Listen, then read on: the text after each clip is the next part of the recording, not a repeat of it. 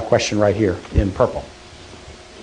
Actually, my topic is going to allow you to kind of shift gears a little Okay. bit, so I apologize. Yeah, that's fine. My name is Teresa Carter. I'm with Southern Area Agency on Aging.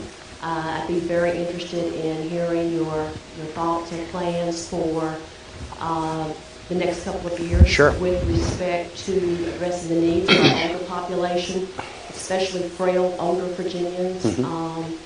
As you know, we've in the fall of 2007 received a cut in state funds, and unfortunately, I believe we're looking at an additional cut in state funds for such programs as in-home care services and transportation. And of course, when we say transportation, as you know, we're not referring to roads and highways. Right. We're referring to services for older citizens. Sure. Well, I'm glad to answer that question, and I appreciate you asking. Let me talk a little bit. You said something about budget cuts, and I want to fill everybody in on that and then talk about services to the aging. In October, as the national economy cooled down with the housing market, and then that started to affect other things, our revenues started to slow down at the state level too. Because our revenues are purely a function of, how our family's doing, how our business is doing. If they're hurting, then our revenues are going to be down. And our revenues started to slow. We're relatively well off compared to other states, but we're still very much affected by the national economy. And so I had to do about $300 million of reductions in the state budget in October, which affected virtually everything we do, higher ed funding. I did hold K-12 harmless and public safety harmless, but everything else, services to agencies on aging, other social services, mental health, received some level of cuts. And as long as our revenues are very slow, there's going to be some challenges. In the last 20 years, the average revenue growth in Virginia has been 7.5% a year, which is great compared to most states. In 2008, the fiscal year we're in now, the revenue growth will be about 1.8%. And then next year, it's probably going to be about 1.9%. And then it'll start to get back to the norm, we predict, but I don't have a crystal ball about 2010. That's just basically what we think will happen. So we're in for a time of tighter revenue, and that just means, like families and businesses, there will be belt tightening to be done in local governments. Kimball, I know you'll deal with that in property taxes, and we deal with it in our revenue sources. But what is the vision for seniors? Here's a pattern. I did a couple of these. The mental health and child services ones are kind of linked in that and it's very similar to services to the elderly. Virginia has funded institutions, but not people. So when it comes to kids in foster care, we will support group homes, but not kids being served in foster families. For a child to be in a group home costs 5 or 6 times more per year than to be with a foster family. So why would we have low foster reimbursement rates and pay for group homes? We've tended to support institutions, not family. In mental health, the large state hospitals. But not everybody who needs mental health needs to be institutionalized. It's cheaper and more effective to have services in the community. And similarly with aging. Medicaid and Medicare funding, the way we do it, we will support seniors often to live in nursing homes, but we won't give them less money to have somebody help them live in their own home. Well, why wouldn't we support a senior with some level of personal assistance in their own home for a modest amount, but instead say, well, if you can't be in your own home, then go to a nursing home where we'd pay more to have them in a nursing home. Again, in Virginia, the dollars have tended to go to the institutions rather than to the individuals. I have a new commissioner in my Department on Aging, Linda Noblo, who is one of the best state agency directors who was in charge of the Medicaid FAMOUS program for low-income kids. So I asked her, low-income kids, now jump to the aging and do magic there like you did with FAMOUS, because she was fantastic. She took that FAMOUS program from one of the worst in the state and in the percentages we enrolled in the nation to one of the best in the nation. And I have told her that the mission of the Department of Aging, simply expressed, is this: to enable seniors in Virginia to live in their own homes as long as they want to, so that they don't have to move somewhere else because they can't get cared for in the place where they most want to live. And that's the kind of simple functional definition that's the mission of that agency now. And so what will be wraparound services, and what are transportation services, what are ways that seniors can be served in their own homes so they don't have to move into nursing homes. And Linda is relatively new. I mean, she's probably been in about 6 months. But she came from a real transformative and positive experience in this other area where she was familiar with Medicaid and the challenges there. And now she's going to use it in a different area with the Department of Aging. But I very much have empowered her and Marilyn Tavener, my secretary, to be about that mission of we want to serve people, not fund institutions. And we want to serve people in the best place for them to be served, which for seniors so often is their own homes. Okay? Please, ma'am, right here. And then I'll come right here. Yeah, Jim. Thank you, Governor. Thank you for being here and addressing our concerns. My name is Tamara, and I'm a manager of Advance America in Danville. One of the issues I know that the House and Senate both passed was the payday lending reform. My question is basically, with the bill as compromised as it is, do you have any addresses or concerns regarding the bill? Personally, I feel the bill is a great compromise.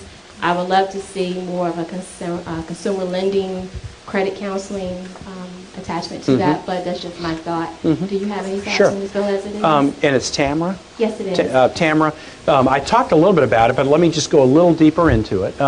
The bill to try to put some regulation in place to protect vulnerable people was a true compromise. There were bills that were introduced, just to say shorthand, by folks who were friendlier to the industry. Then there were bills that were introduced by people who were real consumer advocates. There were a lot of different bills out there. At the end of the session, the kind of both sides kind of came up with this particular compromise, and they came to me and they said, Governor, we can only try to provide protection for the vulnerable folks if we can pass a bill. This is the best version we can find. We want you to kind of tell us, are you okay with this? Because if you say you're not, we probably won't pass it at all. Then there won't be an opportunity to try to provide protections. And so I talked to the legislators kind of who were on different sides and heard them out. And I said, yeah, I'm comfortable with this bill. I'm going to reserve my right to read it and look at it and see if I think there should be changes. But I would not propose any significant changes unless I came back to the legislators, all of them, and said, is this something that you would approve? And if they don't, I kind of gave them not quite a promise, but they asked me, say a positive word or we won't even pass this bill and we won't have any opportunities to provide some appropriate regulation. The features of the bill that I like the best, and I am likely to sign it, it is not likely that I will amend it significantly unless the legislators who worked on it all think the amendments I would propose are a good idea. But the two pieces that I like the best are the two that I mentioned earlier, which is under this rule, this is not the current case, but when the new law goes in effect, nobody can have more than one loan at a time. Because the loans tend not to be huge, if you can only have one loan at a time, you tend not to get too deeply into debt. It's multiple loans at a time that were producing significant cycles of debt for vulnerable people. So one loan at a time provides a significant protection. The second one is, even if you're paying off your one loan at a time, if you take 5 loans out within a certain period of time, then you're locked out of the system and can't take out a loan for a while to try to just kind of have a little cooling off period. I think those two features are positive for the consumers, doesn't kill the industry. Again, people go to payday lenders in responsible ways to borrow money. It's not everybody who gets deeply into a cycle of debt. So we're trying to solve that problem, but not just restrict every use of payday lenders. So the other thing about this bill that the legislature did in it is they said, look, we're going to do this and we're going to study it and see if it works. We'll have the opportunity to put it in place, see if it works. If it's too hot or too cold, we'll have a chance to see it and then make additional adjustments if we need to. But right now, it would be very unlikely that I would significantly change the bill on my desk. I haven't signed it yet. I have till April 12th to review and sign all the bills, but I am likely to support the bill. Okay. See, yes, ma'am. And then.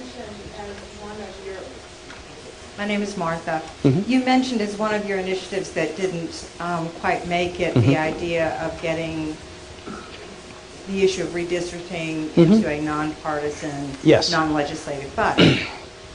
Where do you go from here? Well, I'm going to praise my Democratic legislators here and talk a little bit about this. This is an interesting issue, and I thought this year might be a perfect time to do it because the Democrats are in a majority in the Senate and the Republicans are in a majority in the House. The next time we'll do redistricting will be 2011. There will be one election between now and then, the 2009 election. And each party could look at it and say, well, I don't know whether we'll be in the majority or the minority. The margins are pretty narrow right now. So on the chance that I might be in the minority, maybe I would like this, a nonpartisan redistricting. Because the tradition is the majority party writes the districts to really hurt the minority party. But if there's a chance that either party could be the minority party in either house, hey, let's do it a better way. The Democrats supported it. In the Senate, the Democrats just took a majority. They could easily have said, hey, no, we're not going to do nonpartisan redistricting. We got a majority. We're going to do it our way. But instead, the Democrats in the Senate said, no, we'll explore this. We like this notion. It might be better for participation. In the House, the Democrats in minority were strongly supportive of it, but the Republicans who were in majority didn't like it. If I were them, I would have accepted that deal in a minute, because they used to have a 30-seat majority in the House in 2002. They got a six-seat majority right now. Just in 6 years, it's dropped that far.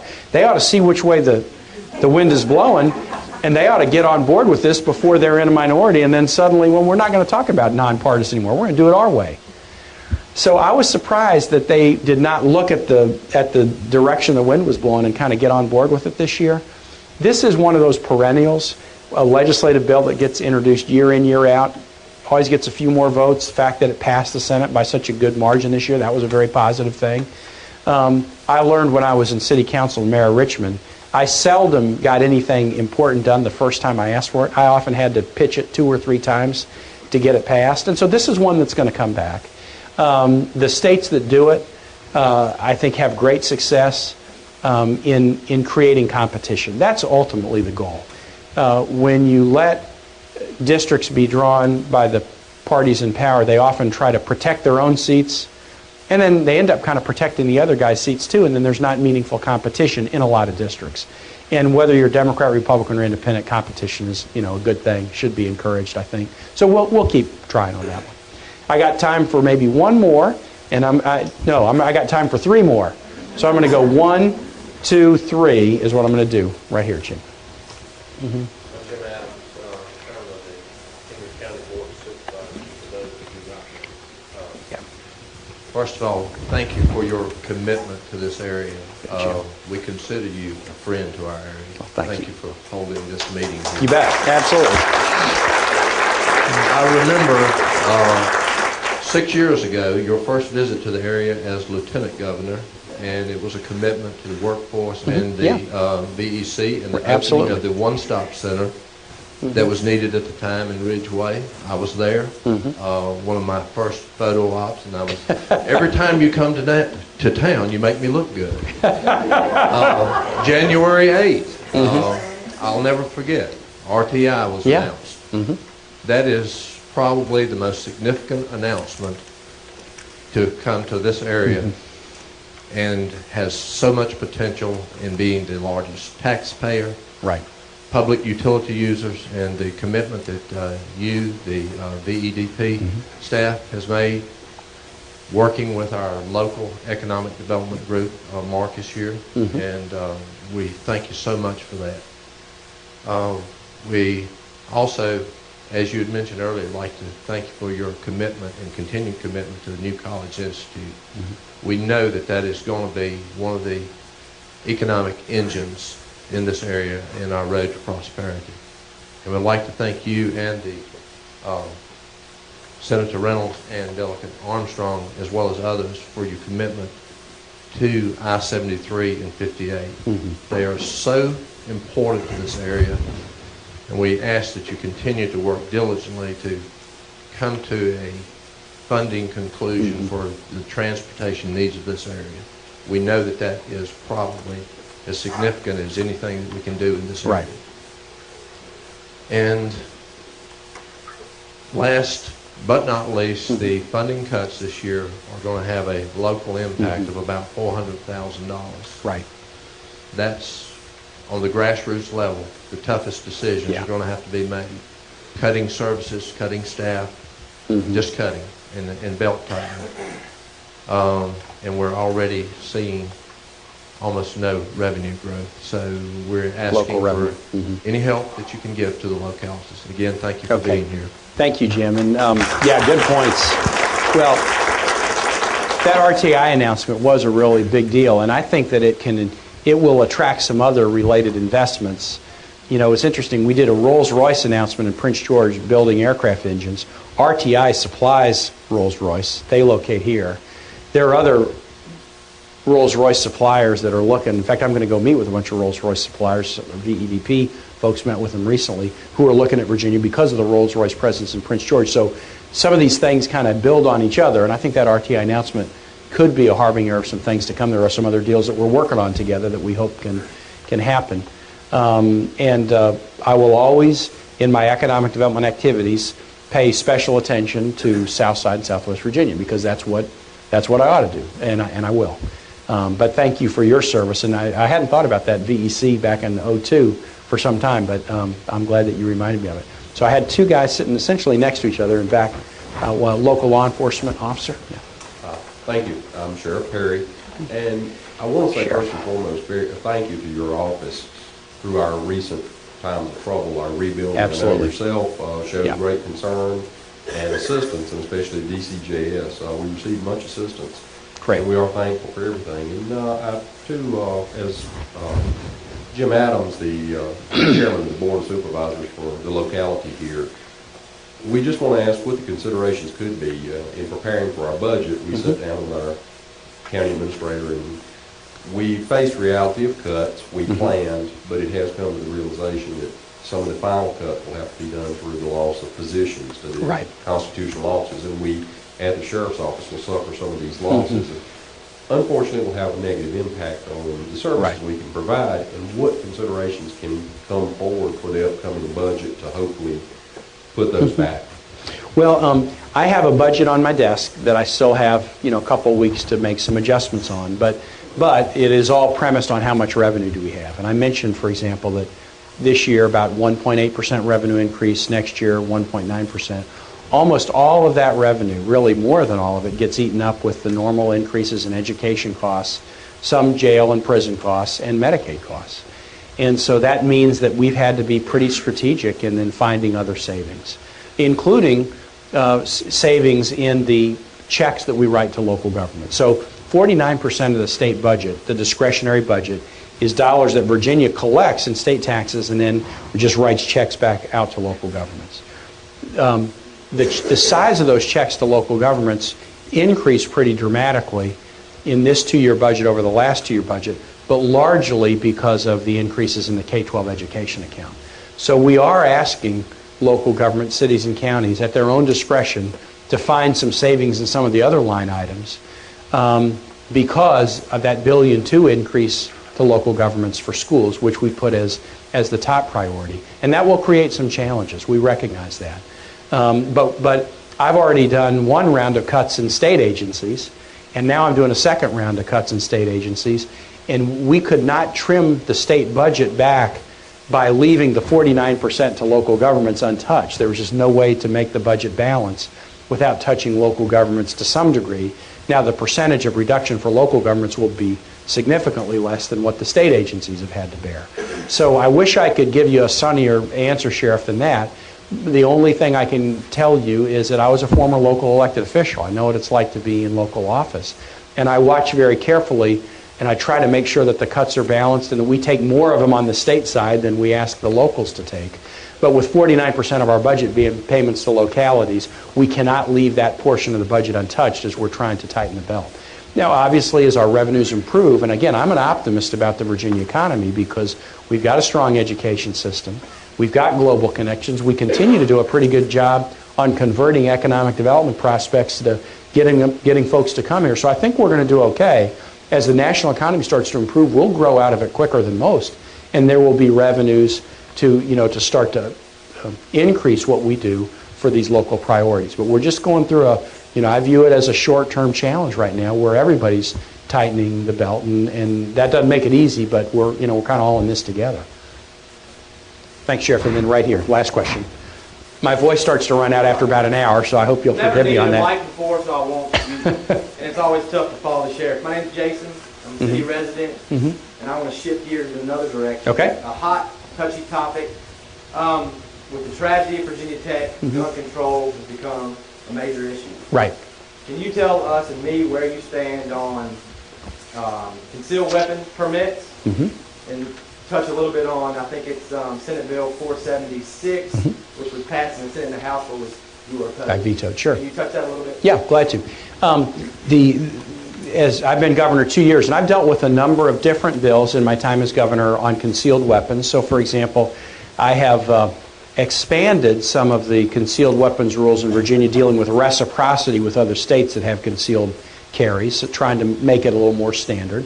But I did have 3 concealed weapons bills this year, 2 of which I vetoed, 1 of which I signed, or that they're kind of related to concealed weapons. So let me just run through them quick.